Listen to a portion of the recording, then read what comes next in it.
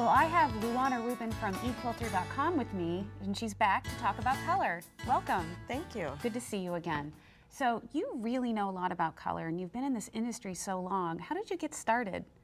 I started out in the fashion industry. I started out as a textile and fashion designer working in Hong Kong and New York and Los Angeles. Oh, wow. So you've traveled a lot and have seen a lot. I have, and I would go to trade shows and I'd go to trend reports and trend presentations, and they would all say, this is the trend for 2 years from now. And I would think, well, how do they figure out those trends? And I decided that I wanted to be a little more on the cutting edge, and here I am. So what did you get involved with? And aren't you on a committee for color trends?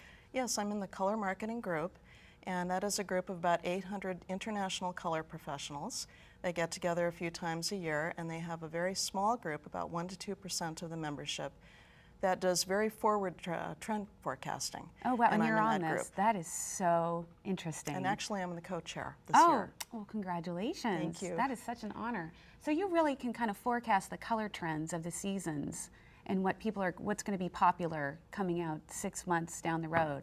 That's how I run my business, and that's how I design my lines and my quilts and so on. Well, we are talking about color trends today, and you can really talk about the evolution of color and what is going to be hot or what's going to look good together. Let's look at this kind of progression down on this part of the table. Tell me a little bit about what we're looking at here.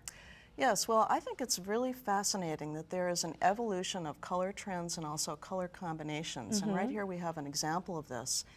Do you remember several years ago, perhaps 5 years ago, there was a very hot color trend of black and pink? Yes. And then that slowly evolved into brown and pink. Okay, and that's what so here's the black and pink and the brown and pink. And this actually shows where a manufacturer was trying to give a little bit for everybody. You know, some people were a little behind the trend, some people were a little ahead of the trend. And then we got into the turquoise and brown. And if you remember the first time you saw that, perhaps it looked a little odd. But then it was everywhere.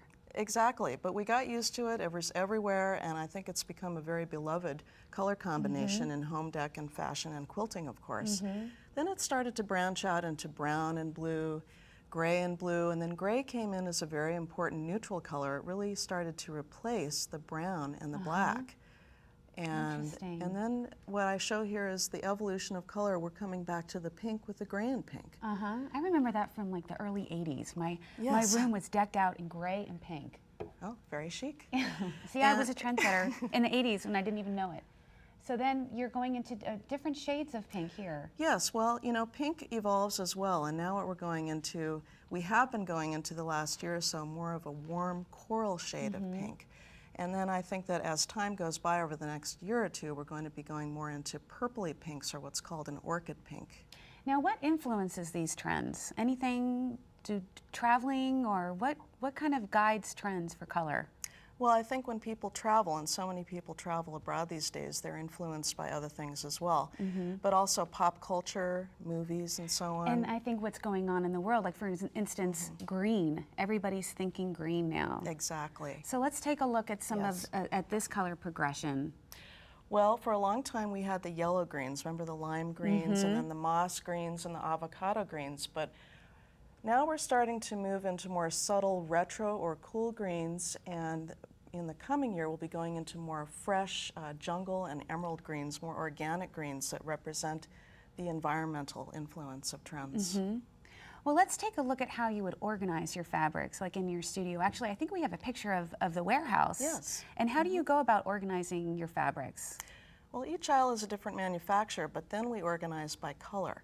So we'll have all the reds together, all the pinks together in a progression of rainbow. So when you walk down an aisle, you really have a sense that you're just walking through the rainbow. It's a wonderful feeling. So you really, color is your guide. You pretty much, that is what you go by. Absolutely, and I think if you're a visual person, that's what really hits your eye. So how would you recommend, if somebody had a home studio and you have a bunch of fat quarters, how would you recommend they go about organizing those fat quarters? Yes. Well, I organize my studio really the same way that we organize the warehouse, and that is first by color, then by value from light to dark within a stack or within a container, and then by the rainbow, going from one end of the rainbow to the other, and then you have to fit in colors like brown and cream and gray and black, and I usually put those on the end.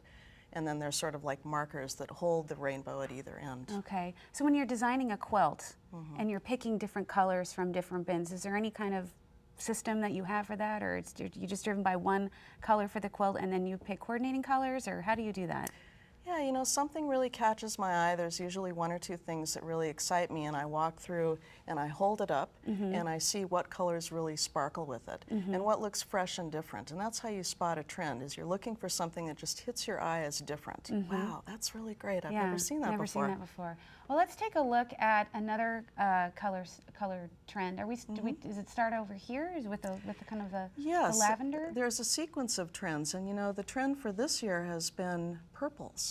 And I think that is going to continue. A lot of people in the color trend industry are calling that the new black, just like gray was coming in as such a strong color. So we've gone from sort of soft mauve colors to deeper, richer eggplant colors, and then we're going into the plum and berry colors, and that kind of brings us back to that orchid pink that's starting to come out now. So all of these trends and colors, they evolve, and actually you don't have to use a color at just one end or the other of the trend scale. You can mix them. You know, so you have a little old and familiar, a little new and flashy, and you put them together and they really sparkle. Now, speaking of trends, you're on this color committee, and so you talk about colors and what's going to be a hot trend.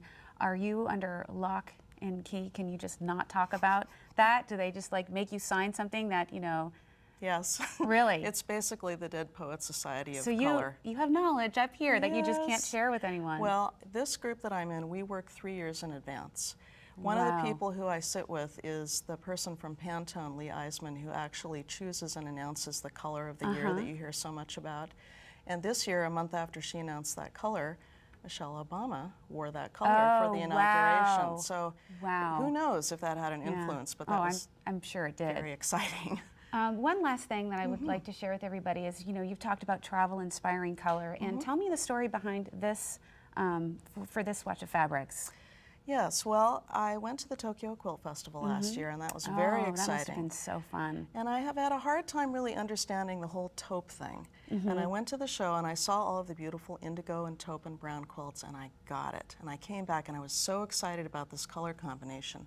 So these colors in here, I was just trying to show, I think you'll have more of a sense like I did when I saw them together, how they work.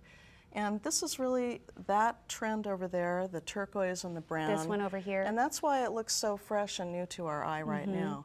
But also an extension of that would be the yellow and blue. And these last 3 pieces over here show 3 different combinations or possible ways of looking at yellow and blue together, or yellow and turquoise. A lot of times the turquoise and the blue, and here's even a purpley blue, they all, as analogous colors, go very well with the yellow shades, which we can see also on this hand-dyed piece of flannel. This is gorgeous. And it feels nice, too. It does. But is there, not to put you on the spot, but is there anything you can recommend or a color tip that we can share with the viewers? Well, I think the biggest trend continuing to go forward is green. I think that we're all also very drawn to blue. And why is that? Because we're thinking about the sky and the water and the environment. Well, this has been very informative, and I thank you so much for coming, Luana. You're welcome. Thank you for having me. And I will be right back.